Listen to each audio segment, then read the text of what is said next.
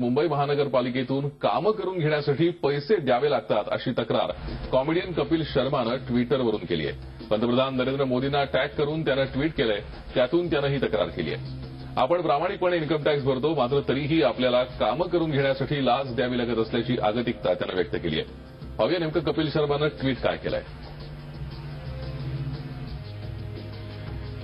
नरेंद्र मोदी ये है आपके अच्छे दिन असं त्याने प्रश्न विचारलाय। मी गेल्या 5 वर्षापासून 15 कोटी आयकर भरतोय, तरीही मला माझ्या ऑफिसच्या कामासाठी लाच द्यावी लागते। बीएमसी ऑफिसमध्ये मला 5 लाखांची लाच द्यावी लागते असं त्यानं या ट्विटमध्ये म्हटलंय। तर या ट्विटची मुख्यमंत्र्यांनी दखल घेतलीय। पाहूया मुख्यमंत्र्यांनी त्यावर काय ट्विट केलंय। कपिल भाई व तपशील पुरवा, कडक कारवाई करण्याचे आदेश बीएमसीला दिले आहेत। दोषींना सोडलं जाणार नाही असंही मुख्यमंत्र्यांनी ट्विट केलंय। ट्विटरवरून थेट मोदींकडे तक्रार करण्याचा हा प्रयत्न कपिल शर्मानं केलाय।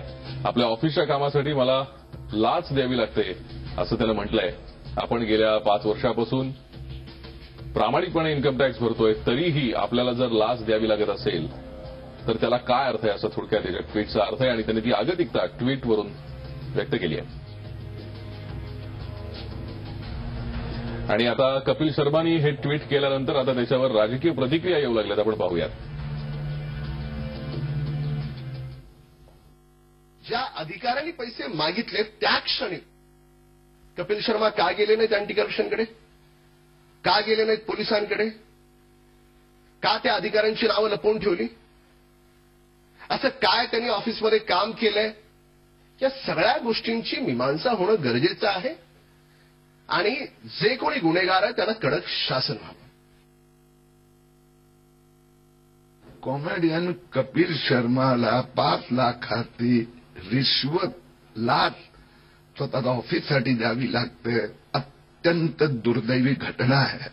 वास्तविकरित्या मुंबई महापालिकेत आपल्याला छोटं आपलं घर झोपडं दुरुस्त करायचं असेल किंवा पाणीची पाईपलाईन घ्यायची असेल तरी महापालिकाचे इंजिनियर, कर्मचारी, कॉन्ट्रॅक्टर आणि त्यांच्या गॉडफादरला पैसे दिल्याशिवाय काम होत नाही। कपिल शर्माचा जो अनुभव आहे, मी ताबडतोब महापालिका आयुक्तांशी बोलणार आणि त्यांना सांगणार या प्रकरणाची चौकशी करा। जर ते काम योग्य नव्हतं तर 5 लाख लाच घेऊन कसं काय योग्य होऊ शकते, म्हणून ताबडतोब कारवाई करा। पण आता कपिल शर्माच्या ट्विटमुळे आता राजकीय प्रतिक्रिया येऊ लागलेल्या आहेत आणि मुंबई महानगरपालिकेच्या एका अधिकाऱ्यानं आपल्याकडे लाच मागितल्याची तक्रार कपिल शर्मानं पोलीस स्टेशनमध्ये जाऊन का नाही केली किंवा लाचलुचपत प्रतिबंधक विभागाला त्याच वेळेला का नाही कळवलं, असं राम कदम यांनी म्हटलंय।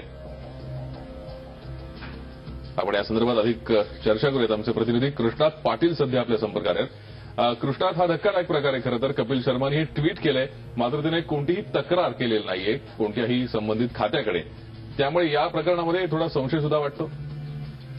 नक्कीच भूषण, कारण ट्विटच्या माध्यमातून हे तक्रार करण्यात आली आहे आणि त्याची दखल मात्र आता मुख्यमंत्र्यांपासून मुंबई महापालिकेच्या आयुक्तांपर्यंत सर्वांनी घेतल्याचं दिसून येत आहे।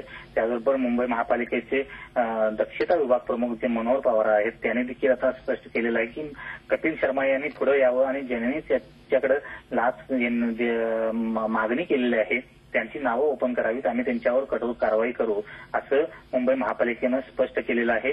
त्यामुळे आता कपिल शर्मा जो आहे तो पुढे येणं गरजेचं आहे आणि ज्या संदर्भात हे संपूर्ण ऑफिसच्या कामाच्या संदर्भात हे सर्व व्यवहार जो आहे, जे काम आहे आणि त्या संदर्भात जी लाचेची मागणी करण्यात आली तर ते संपूर्ण प्रकरण जे आहे ते कपिल शर्मानं पुढे येऊन सांगणं गरजेचं आहे। त्यानंतरच मुंबई महापालिका प्रशासन जे आहे ते संबंधित कर्मचाऱ्यांवर कारवाई करेल अशा पद्धतीचं आश्वासन जे आहे ते मुंबई महापालिकेनं दिलेलं आहे।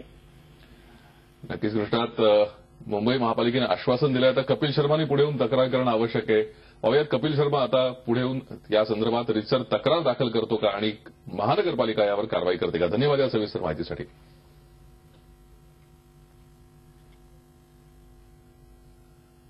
मुंबई महानगरपालिकेत लाच द्यावी लागत असल्याची आगतिकता कपिल शर्माने व्यक्त केली आहे. मुंबई महानगरपालिकेच्या सभागृह नेत्या तृष्णा विश्वासराव सध्या आपल्यासोबत आहेत. तृष्णा विश्वासराव, आपण बघतोय कपिल शर्मानं ही तक्रार ट्विटवरून केली आहे. मुंबई महानगरपालिकेमध्ये खरंच लाच द्यावी लागते का? नाही, जर असं नक्की असेल, खरंच कुठल्या अधिकाऱ्याने जर लाच घेतलेली असेल तर त्याच्यावर कडक कारवाई करावी. त्याच्यासाठी मी स्वतः पाठपुरावा करीत जातील. कारण का हे फार चुकीचं आहे. लाच घेणं गुन्हा आहे आणि खरं तर लाच देणाराही गुन्हेगार आहे. या सगळ्या प्रकारामध्ये आता मुंबई महानगरपालिका काय नेमकी कारवाई करणार? नाही, खरं तर कपिल शर्मा यांनी जो लाच घेणारा अधिकारी असेल त्याचं नाव सांगावं की जेणेकरून आम्हाला त्याच्यावर कारवाई करायला चांगली म्हणजे सवलत मिळेल आणि कडक कारवाई करू आम्ही. बरं, धन्यवाद आमच्याशी बोललात त्याबद्दल. कपिल शर्मांनी पुढे येऊन जर तक्रार केली तर मुंबई महानगरपालिकेला कारवाई करण्यासाठी वेळ मिळेल आणि त्याचबरोबर ठोस कारण सुद्धा मिळेल असं त्या म्हणतायत. त्याचबरोबर या सगळ्या प्रकरणामध्ये आपण स्वतः लक्ष घालू. जर रीतसर तक्रार कपिल शर्मांनी दाखल केली तर ट्विटवरून तक्रार दाखल करून त्यात पंतप्रधानांना टॅग करून कपिल शर्मानी आपली आगतिकता व्यक्त केली आहे. मात्र रीतसर तक्रार कुठेही नोंदवलेली नाही. त्यामुळे कपिल शर्मा यांनी रीतसर तक्रार नोंदवावी असं राजकीय पक्षाच्या नेत्यांना वाटतंय, जेणेकरून कारवाई करणं सोपं जाईल. झी 24 तास रहा एक पाऊल पुढे.